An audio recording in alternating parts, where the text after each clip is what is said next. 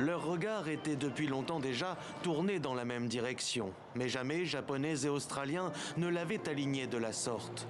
Au terme d'une visite inédite, la première depuis 4 ans pour un Premier ministre nippon, Tokyo et Canberra ont signé un nouveau pacte de sécurité. Un accord stratégique et militaire qui, sans le dire, répond à l'escalade belliqueuse de la Chine et dans une moindre mesure au ressentir de missiles nord-coréens.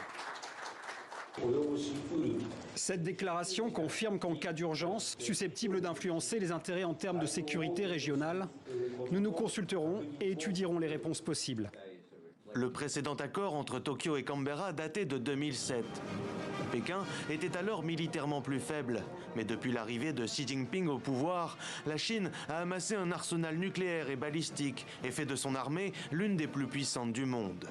Avec leur nouvel accord, Japonais et Australiens devraient désormais concentrer leurs échanges autour du partage des signaux et des renseignements glanés à partir de leurs satellites d'écoute. Les deux premiers ministres se sont aussi engagés à renforcer leur coopération énergétique.